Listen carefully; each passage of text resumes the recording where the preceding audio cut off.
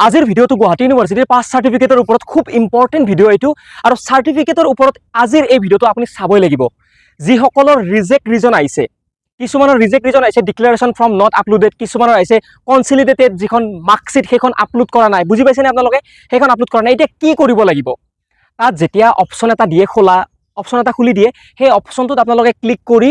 তাত আপোনালোকে কনচিলিডেটেড মাৰ্কশ্বিটখন PDF আকাৰত আপলোড কৰিব পাৰে কিছুমানে সিঙ্গল সেইবিলাক যিবিলাক মাৰ্কশ্বিট আছে সেই মাৰ্কশ্বিটবিলাক আপলোড কৰে নহয়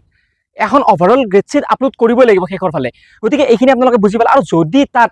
মানে কিবা এটা গড়বড়ি হৈ যায় বা পেন্ডিং দেখাই দিয়ে আকৌ ষ্টেটাসটো তেতিয়া আপোনালোকে ইউনিভাৰ্চিটিৰ চাৰ্টিফিকেট ব্ৰাঞ্চত জমা দিব লাগিব এটা চাৰ্টিফিকেট ব্ৰাঞ্চত কি জমা দিব লাগিব ভিডিঅ'টো বেছি দীঘলীয়া নহয় যিসকলৰ ৰিকুৱায়াৰ ফৰ গ্ৰেডশ্বিট বা কনচিলিডেটেড গ্ৰেডশ্বিট এনেকৈ লিখিছে ষ্টেটাসটোত ৰিজেক্ট ৰিজনটোত লিখিছে আৰু যে কনচিলিডেটেড মাৰ্কশ্বিটখন আপলোড কৰিব লাগিব তেওঁলোকে কি কৰিব লাগিব এতিয়া তেওঁলোকে যিখন কনচিলিডেটেড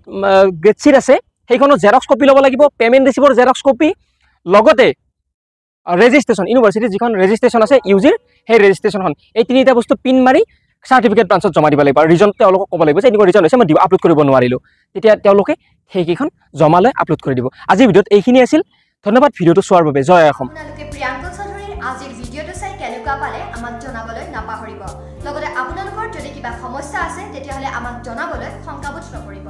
আমি পৰৱৰ্তী সময়ত আপোনালোকৰ সমস্যাসমূহ সমাধান কৰিবলৈ নিশ্চয় চেষ্টা কৰিম